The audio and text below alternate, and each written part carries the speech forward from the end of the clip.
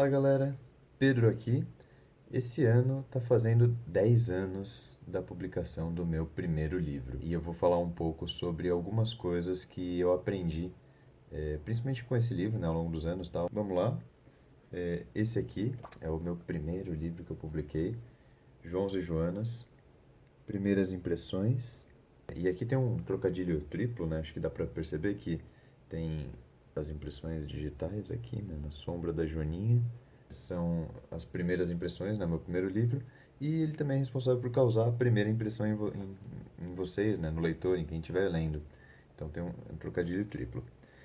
Esse livro ele é uma coletânea, são 150 tirinhas de joaninhas, né, que eu faço, que eu já fazia, eu já estava há mais ou menos 4 anos publicando essas tirinhas na internet. E aí chegou um momento que eu resolvi fazer um livro, né, mas não é só resolver, né, tem todo um preparo para isso e as condições favoráveis para que isso aconteça. E uma dessas condições favoráveis foi que eu conheci o Guilherme Bandeira, que fazia na época os objetos inanimados, né? Antes ele fazia o Fandango Suicida, hoje em dia ele está muito forte com Razão versus Emoção. Acho que é a série mais forte ali dele. E o Bandeira tinha acabado de lançar o primeiro livro dele, né? Os Objetos Inanimados. Eu comprei, achei muito legal, a gente já trocava ideia, né? Eu elogiei lá o livro dele que eu achei legal. E aí ele me pilhou de fazer o meu, etc. E ele se encarregou da diagramação. E esse é um pedaço que eu tava com dificuldade, que eu tava ali meio entalado mesmo, né? Então, eu idealizei todo o livro, né? Bolei todo o projeto, a seleção de conteúdo, toda a concepção.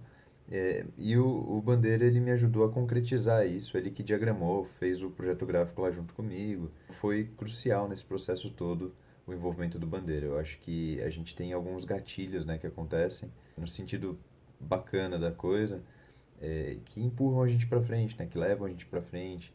O envolvimento do Bandeira foi muito importante nessa hora. Inclusive, eu apliquei no livro aqui o selo que ele tinha bolado pro dele, que é o Meu Bolso, né? Editora Meu Bolso, porque o dele ele também fez de forma independente. Então vamos para esses aprendizados. A gente entrou no primeiro deles, que é a publicação autoral de maneira independente, ou seja, sem editora. Antes de fazer esse livro, eu conversei com várias pessoas de mercado, né? Fui me informando sobre vários aspectos e eu fui entendendo aos poucos que o mercado editorial não é nem um pouco simples.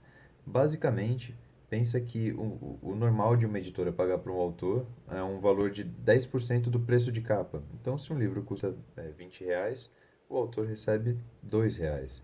Ou seja, é um valor bem pequeno, precisa vender bastante volume de livro para ter um valor significativo no fim das contas para o autor, né? Quando o autor pega e faz de forma independente, ele consegue ampliar a margem dele, né? Em vez de 10% ser a fatia dele, ele amplia para X%, né? Para 30, para 40, para 50, para 60. Aí depende muito de como ele está vendendo, né? Existe comissão. É muito comum livrarias pedirem de 30 até 50%, né, do preço de capa. Aí depende muito também. E aí, olhando essas contas de o que valeria mais a pena eu fazer, para mim valeria mais a pena seguir independente. Ah, outra coisa que é importante que eu não sabia assim na época também, né? É simples você tirar o ISBN de um livro, né? O ISBN é esse código de barras aqui atrás, né? Ele tem um número de ISBN que gera esse código de barras. E tudo que você precisa fazer é se cadastrar e passar a emitir, né, a gerar os seus ISBNs. Quando a gente estava fazendo esse primeiro livro, eu tinha prazo, eu tinha uma pressa, eu queria estar na Bienal, tinha algumas coisas que eu precisava correr e eu tirei o ISBN, mas não chegou a tempo, era um pouco mais demorado o processo ali todo. Então não chegou a tempo e ficou sem o código de barras aqui atrás, mas o livro ele tem ISBN, sim. Enfim, curiosidades. Então, primeira coisa que eu queria trazer é essa parte da publicação independente. Às vezes vale mais a pena, dependendo dos seus objetivos e do que você está topando também, né? Porque por mais que você consiga uma fatia maior, a outra fatia que você passa a abocanhar da tua margem, ela não é à toa, né? A editora trabalha, as pessoas envolvidas trabalham, né? Então, você assume parte das responsabilidades que você estaria delegando para outras pessoas. Então você ganha mais, mas você também trabalha mais. Aí vai muito dessa escolha, né? A tua disponibilidade ali, ela precisa ser maior. Vamos para o segundo ponto, existem coisas que podem te ajudar a baratear um pouco a tua impressão, né, o teu livro. A primeira delas que eu queria contar para vocês é sobre o formato mesmo do livro, né? Existem formatos que são mais comuns e formatos que são menos comuns. Você pode fazer de N formas ali o tamanho do livro, né, as proporções, mas o fato é que os livros eles usam uma chapa ali como base para impressão, e se você tiver um aproveitamento maior dessa base, você consegue economizar material. Essa economia de material se reflete em preços melhores. Então, o formato desse livrinho aqui, ele é um 21, né, por 14. E ele é o formato da maioria dos livros que vocês devem ver por aí, que é o 14 por 21. Então, você pega esse livro aqui, também é um livro meu, ele é o mesmo tamanho, né? Eles têm o mesmo tamanho, só que esse aqui eu peguei e virei na horizontal. Esse formato de 21 por 14 é um formato que barateou bastante, né? Eu não sabia disso, então eu nem lembro qual era o formato inicial agora que a gente estava imaginando para o livro, mas entendendo os preços, a gente entendeu que esse formato ia ser melhor. E aí nesse formato caberiam 2 tiras por página, né? É um formato que ficou super bom aqui para o conteúdo do livro. Outra coisa que ajuda a baratear, por exemplo, é o papel. Esse papel aqui é o offset.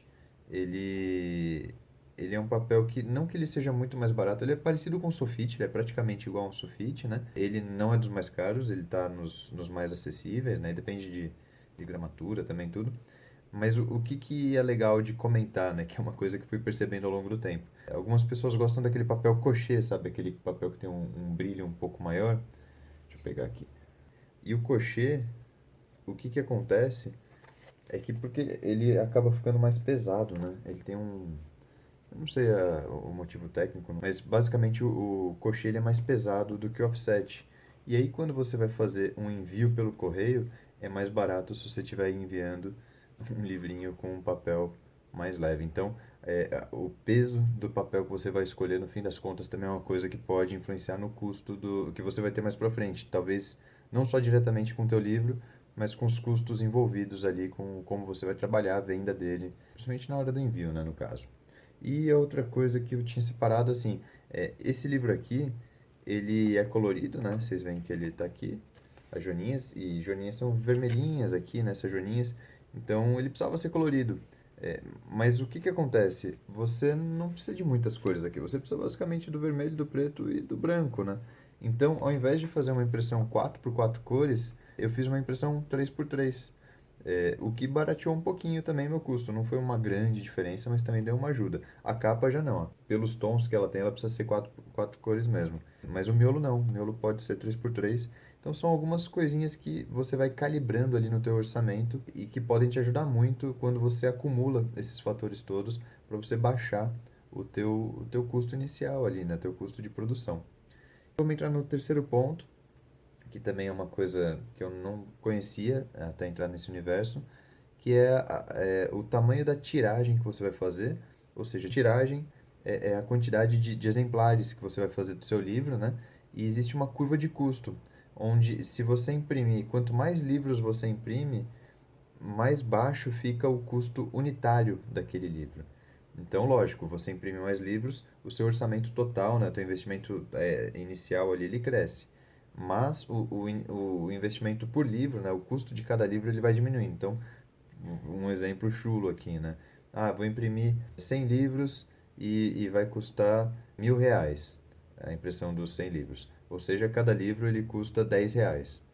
O custo unitário que a gente tem por livro é de R$ 10. Agora, se eu imprimir 1.000 livros, o meu custo vira R$ 2.000. E aí o que a gente tem? O custo unitário caiu demais, assim, nesse caso eu estou exagerando, tá? Só para ficar mais fácil da gente fazer a comparação. Mas no caso, 2.000, nossa, de 10 cai para R$ 2, né? Eu fiz uma queda alta aqui de 80%, acho que exagerei. Mas a relação não é exatamente essa, né? Mas quanto mais você aumenta essa tiragem, mais o teu custo unitário vai caindo. E por mais que ele não caia esses 80% que eu falei, putz, ele chega a cair assim 40% sem tanta dificuldade, dependendo da quantidade que você aumenta ali da tua impressão. O que causa também o pensamento de o que é melhor escolha se fazer, né? Eu gastar mais dinheiro agora e meio que transformar o dinheiro em estoque, né? Porque vão virar exemplares.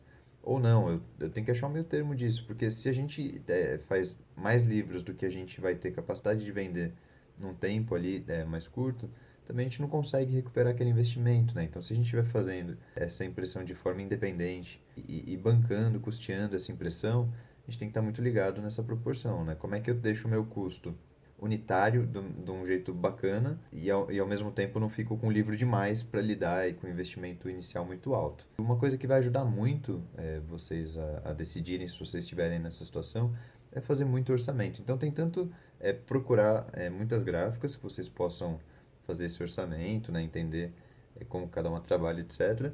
Mas também orçar diferentes tiragens. Isso é bem importante. Putz, quanto é que sairia se fossem 500 exemplares? Quanto sairia se fossem 1.000 exemplares? Ah, e se fossem 2.000 exemplares? Então eu sempre peço nos orçamentos uma variação de tiragem para me ajudar a definir a curva de custo, assim, quantos exemplares eu vou fazer ali para aquele livro, né? Então eu tenho alguns títulos e em todos eles eu vou fazendo esse pensamento para entender qual que vai ser a minha impressão mesmo. Há uma curiosidade também ligada um pouco nisso, né? Porque no fim das contas a gente está definindo o custo e isso vai impactar no preço, né? Uma boa prática assim de mercado que o pessoal segue e eu uso de referência também, acho que é um pensamento interessante, é que o teu preço final, o teu preço de capa, né? Ou seja, o preço que vai ser vendido o teu livro depois lá para a pessoa que for comprar, ele equivale a 3 vezes o teu preço de custo. Por que 3 vezes? Porque uma vez você paga teu custo, outra vez você pensa na tua reimpressão no futuro, né? Porque se você fizer o trabalho sem pensar na continuidade do trabalho, não é sustentável. Então, teoricamente, você considera que um terço ali do teu preço é para pensar em você continuar trabalhando. E o terceiro terço para você ter lucro. Então, basicamente, é pagar custo, pensar no futuro e ter lucro. Por isso, 3 vezes. E aí você pega esse pensamento da tiragem e um custo unitário de R$ 10, por exemplo, putz, para você cumprir esses requisitos, você precisaria ter um preço de capa de R$ 30. Se fosse um tipo de R$ 2, que nem eu falei, um de R$ 6 já atenderia, né? E aí você tem que olhar para o mercado também e ver o que o mercado está topando ali, o que faz sentido para ele. Para esse tipo de publicação, com essas configurações, quantidade de página, tipo de conteúdo, etc., 25 é a média ali de preços, 30 talvez fique um pouco fora, tá? Entendi. Mas 6 também ficaria muito abaixo, posso pôr mais do que 6, posso pôr, sei lá, 10, 15, 20, e ainda vai estar abaixo da média. Então, o que você faz de tiragem te ajuda a olhar para o que o mercado vê como preço e definir qual vai ser a tua estratégia de precificação. Mas tem essa orientação aí de usar 3 vezes o valor do custo, que eu acho bem interessante da gente ter no radar também. Quarta coisa que aprendi, e aqui para mim foi a mais sofrida ali, a mais difícil, que é a proteção na capa, né? O verniz na capa. No caso, eu uso uma laminação fosca, que é uma proteção que não traz brilho, é o que eu mais costumo usar. Então, nesse primeiro livro aqui, eu não conhecia isso, né? Não sabia que.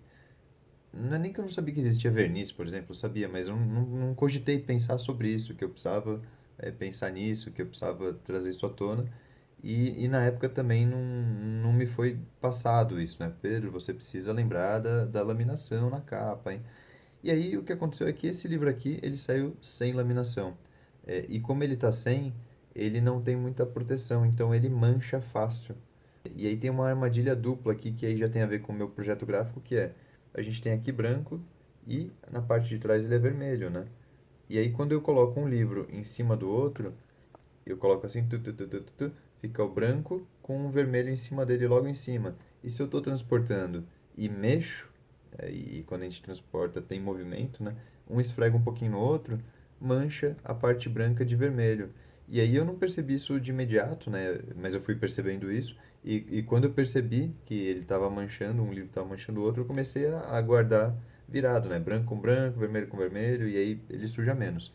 Mas o fato é que nessa história alguns exemplares ficaram manchados e eu acabei, não exatamente perdendo, né? Mas eu deixei de vender eles e depois eu retomei agora e coloquei eles praticamente de graça, na verdade, numa campanha, né? Só cobrando pelo envio, porque ele traz peso pro envio, os envios estão cada vez mais caros, né? É, então, inclusive, eu vou deixar o link aí. Talvez ainda tenham exemplares na campanha, são os últimos. Os exemplares normais, não danificados, eu não tenho mais para vender praticamente. Acho que talvez eu tenha guardado uns três assim que eu não levei nos eventos sei lá, para deixar para daqui a 50 anos. E os últimos exemplares que estão com a capa um pouquinho sujinha por conta disso, por conta de eu não ter aplicado o verniz fosco, esses estão nessa campanha, então dá para você dar uma olhada lá. Pode ser que dê tempo de pegar algum ainda. Tem algumas coisas bem legais por lá. E aí, a quinta coisa que eu tenho para trazer, que foi um aprendizado também sofrido de outro jeito, mas também sofrido, né? É que quando você é um autor independente, você aglomera as funções, né? Eu falei isso no começo. Na hora que você está criando a tua obra, na hora que você está concebendo ela, lapidando, é, desenhando a experiência de leitura, sabe? Construindo aquele universo que você quer que o leitor fique imerso nele, você tem uma introspecção muito forte, né? É um mergulho para dentro, assim, da obra. E aí você tá muito ali focado naquilo. Só que sendo independente, e você tem que fazer toda a parte de venda, distribuição, comunicação, divulgação do seu trabalho, é o oposto, né? Em vez de ser uma coisa focada para dentro ali, focada naquela produção, naquele detalhismo, ela é para fora. Ela é para chamar com outras pessoas, é falar, ô gente, ó, eu fiz um bagulho aqui, fiz um negócio aqui, venham olhar, venham usar seu tempo de existência mundana aqui para dialogar com a minha obra. Então, é um momento totalmente oposto, assim, de certa forma, né? Da introspecção você vai para uma extroversão muito forte. E é muito comum os autores estarem familiarizados com o primeiro pedaço, né, da introspecção. E é muito comum eles se frustrarem em ter que cumprir esse segundo pedaço da extroversão, de falar com o mundo sobre o trabalho. E eu fui um desses, assim, eu não estava muito nessa vibe no começo, mas eu me liguei que não vai ter jeito. Agora que eu pus no mundo o filho, né, agora que tem esse livro aí por aí, agora que entupi a casa de caixa, eu tenho que vender e nessa história eu tenho que falar com as pessoas têm que chegar no trabalho. E aí, por mais que seja doloroso, também é aprendizado, também é bacana. Então, é, das trocas com os leitores nos eventos, né, você absorve muita coisa, aprende muita coisa, recebe muito feedback, é, conta coisas que a próprio livro às vezes não contaria. Então, na verdade, é muito rico, é muito legal, mas foi um dos aprendizados. Esse papel duplo ali, paradoxal quase, que um autor independente acaba tendo e que é extremamente relevante para a trajetória dele. Então, acho que foi isso do que eu tô lembrando que precisava trazer aqui para vocês, que faria mais sentido. Esse ano são 10 anos da minha primeira publicação, né? Já tenho 17 livros aí publicados, estou fazendo bastante coisa sempre. Estou muito feliz que as coisas estão fluindo e que você está aí assistindo. Espero ter agregado alguma coisa e a gente se vê numa próxima. Valeu!